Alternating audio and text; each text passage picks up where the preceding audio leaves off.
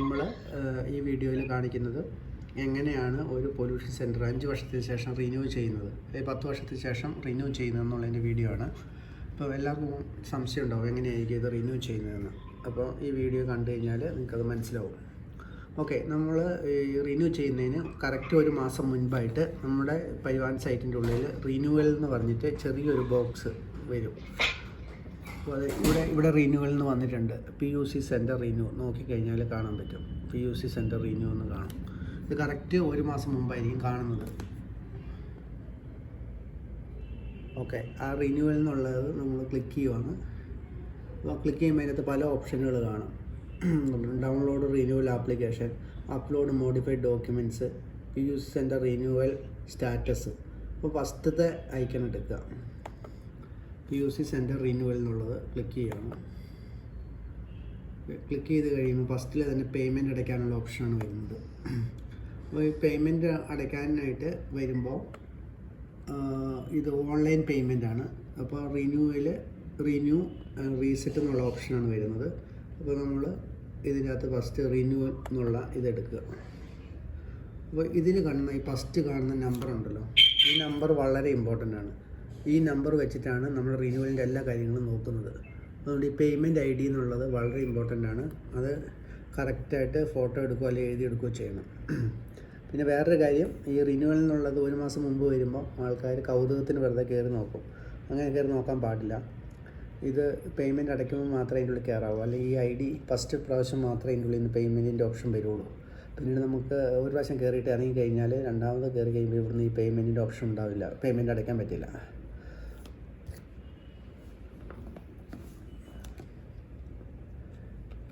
Okay, ഇപ്പോൾ നമ്മൾ ഇതിൻ്റെ അകത്ത് പേയ്മെൻറ്റ് കൊടുക്കുവാണ്.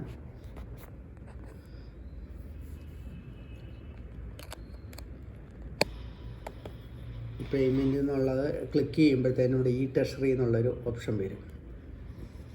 ട്രഷറി എന്നുള്ളത് കൊടുത്ത് പിന്നെ I accept terms and conditions എന്നുള്ള ഇത് വരും. അതും കൊടുക്കുക. എന്നിട്ട് ഇവിടെ കണ്ടിന്യൂ എന്നുള്ള ഓപ്ഷൻ കൊടുക്കുക. അപ്പോൾ ഈ പേയ്മെൻറ്റ് പലതരം ഗേറ്റ് വേകളുണ്ട്. അപ്പോൾ ഏത് രീതിയിൽ നമ്മൾ പേയ്മെൻറ്റ് കൊടുക്കുന്നു ചോദിക്കും. ഏറ്റവും എളുപ്പ വഴി എന്ന് പറഞ്ഞാൽ നമ്മൾ ഗൂഗിൾ പേയിൽ QR സ്കാനർ വഴിയുള്ള പേയ്മെൻ്റ് ആണ്. അപ്പോൾ അത് സെലക്ട് ചെയ്യാനായിട്ട് പേയ്മെൻറ്റ് ഗേറ്റ് വേ പ്രിഫേർഡ് എന്നുള്ള ഈ ഓപ്ഷൻസ് സെലക്ട് ചെയ്യുക. അതിനുശേഷം നമ്മളിവിടെ പ്രൊസീഡ് ടു പേ എന്നുള്ള ഓപ്ഷൻസ് ഈ താഴെ കാണാം. അത് ക്ലിക്ക് ചെയ്യാം.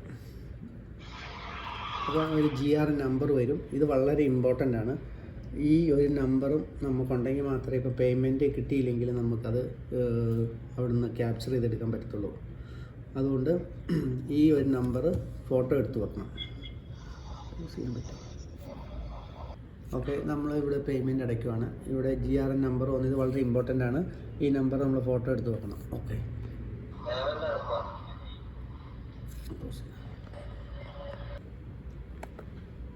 ഓക്കെ, നമ്മളിവിടെ ഓക്കെ എന്നുള്ള ബട്ടൺ പ്രസ് ചെയ്തു. എന്നിട്ട് ഇവിടെ പല ഓപ്ഷൻസുകളുണ്ട്. Credit card, debit card, UPI. അതിന് നമ്മൾ ഏറ്റവും എളുപ്പത്തിലുള്ള മെത്തേഡ് എന്ന് പറഞ്ഞാൽ UPI ആണ്. അപ്പോൾ UPI ക്ലിക്ക് ചെയ്ത് കഴിയുമ്പോഴത്തേനും ഇവിടെ ഷോ QR എന്നുള്ളൊരു ഓപ്ഷൻ വരും. അപ്പോൾ ഉണ്ടാവും. ഇത് നമ്മൾ ഏറ്റവും എളുപ്പ വഴി എന്ന് പറയുന്നത് ഇത് നമ്മുടെ ഗൂഗിൾ പേ എടുത്തിട്ട് സ്കാനറിൽ ഈ QR കോഡ് റീഡ് ചെയ്യാം, പേയ്മെൻറ്റ് അടയ്ക്കുക എന്നുള്ളതാണ്. ഇതാണ് ഏറ്റവും എളുപ്പമുള്ള വഴി. നമ്മളിവിടെ പേയ്മെൻറ്റ് കൊടുത്തിട്ടുണ്ട്. പേയ്മെൻറ്റ് കൊടുത്തു കഴിയുമ്പോഴത്തേനും ഇവിടെ പേയ്മെൻറ്റ് സക്സസ് എന്നുള്ള ഓപ്ഷൻസ് വരും. പേയ്മെൻറ്റ് സക്സസ് എന്നുള്ള ഓപ്ഷൻ വന്നു. ഓക്കെ, അപ്പം ഇതോടുകൂടി നമ്മുടെ പേയ്മെൻറ്റ് ഇവിടെ സക്സസ് ആയിട്ടുണ്ട്. ഇതാണ് ഏറ്റവും ആദ്യത്തെ ഫസ്റ്റ് സ്റ്റെപ്പ് എന്ന് പറയുന്നത്. ഇതിന് ശേഷം വീണ്ടും നമ്മൾ റിന്യൂവൽ എന്നുള്ള ആ പേജിലേക്ക് പോവാം.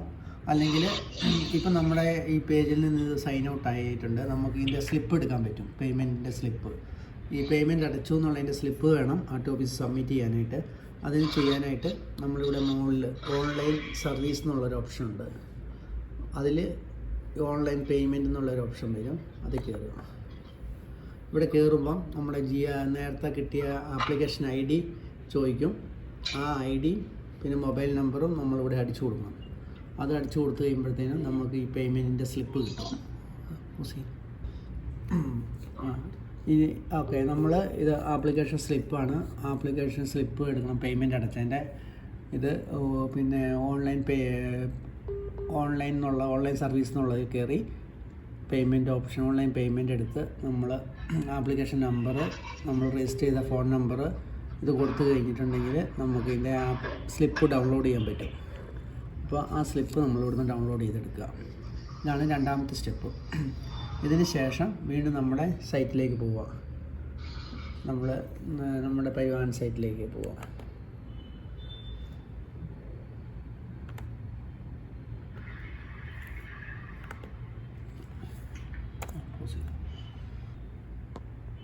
ഓക്കെ, നമ്മളിപ്പോൾ പേയ്മെൻറ്റ് അടച്ചിട്ടുണ്ട്. ഇനി വീണ്ടും നമ്മൾ ലോഗിൻ ചെയ്ത് നമ്മുടെ പേജ് എടുക്കുക. നമ്മുടെ പരിവാഹൻ സൈറ്റിൽ നമ്മൾ ലോഗിൻ ചെയ്ത് കഴിയുമ്പോൾ പേജാണിത്. ഈ പേജിൽ വീണ്ടും ആ റിന്യൂവൽ എന്നുള്ള പ്യൂസ് റിന്യൂവൽ എന്നുള്ള എടുക്കുക. അപ്പോൾ നമ്മൾ ഫസ്റ്റിലത്തെ പേയ്മെൻറ്റ് കഴിഞ്ഞു. ഇനി രണ്ടാമത്തെ ഡൗൺലോഡ് റിന്യൂവൽ ആപ്ലിക്കേഷൻ ഫോം, അത് നമ്മൾ ഡൗൺലോഡ് ക്ലിക്ക് ചെയ്യാം.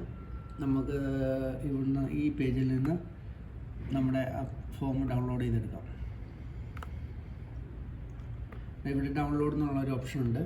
ആ ഡൗൺലോഡ് ഏറ്റവും അടിയിലാണ് ഉണ്ടാവും. ഇത് ഡൗൺലോഡ് ക്ലിക്ക് ചെയ്ത് കഴിഞ്ഞാൽ നമുക്ക് ആർക്ക് ഓഫീസിൽ കൊടുക്കാനുള്ള റിന്യൂവൽ ആപ്ലിക്കേഷൻ ഫോം ഇതിൻ്റെ ഉള്ളിൽ നിന്ന് തന്നെ കിട്ടും, ഫില്ല് ചെയ്ത് തന്നെ കിട്ടും. ഓക്കെ, ഇനി ഇതിന് ശേഷം മൂന്നാമത്തെ ഓപ്ഷൻ എന്ന് പറയുന്നത് നമുക്ക് ഇതിൻ്റെ അപ്ലോഡ് ഡോക്യുമെൻറ്റ്സ് ആണ്. അപ്ലോഡ് മോഡിഫൈഡ് ഡോക്യുമെൻറ്റ്സ്, അതിൽ നമ്മൾ അപ്ലോഡ് ഡോക്യുമെൻറ്റ്സ് എന്നുള്ള ഓപ്ഷൻ ക്ലിക്ക് ചെയ്യാം. അപ്പം നമുക്ക് മെയിനായിട്ട് 4 ഫോംസുകളാണ് ഉള്ളത്. എക്സിസ്റ്റിംഗ് ലൈസൻസ്, അപ്പോൾ ഈ സബ് കാറ്റഗറി എന്നുള്ളതിൽ അത് സെലക്ട് ചെയ്യണം, എക്സിസ്റ്റിംഗ് ലൈസൻസ്. രണ്ടാമത്തെ ഓപ്ഷൻ കാലിബ്രേഷൻ റിപ്പോർട്ടാണ്. അത് കാലിബ്രേഷൻ റിപ്പോർട്ട് ഈ സബ് കാറ്റഗറി സെലക്ട് ചെയ്തു. ഇനി മൂന്നാമത്തത് ബിൽഡിംഗ് ടാക്സ്, അതെടുക്കുക. നാലാമത്തെ AMCൻ്റെ ഓപ്ഷനാണ്, AMC കൊടുക്കുക. ഈ AMC എന്നുള്ള കോളം നമ്മൾ ടിക്ക് ചെയ്യുക.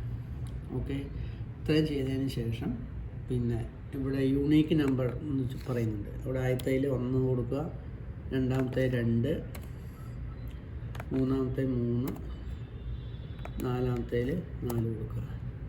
അതിനുശേഷം ഈ നമ്മുടെ ഈ ഓരോ ഇതും, അതായത് എക്സിസ്റ്റിംഗ് ലൈസൻസ് എന്ന് പറഞ്ഞാൽ പഴയ ലൈസൻസാണ്, അത് നമ്മളെടുത്ത് PDF ആക്കി അത് 200 താഴെ KB ആക്കി നമ്മൾ നേരത്തെ സൂക്ഷിച്ച് വെച്ചിട്ടുണ്ടാവണം.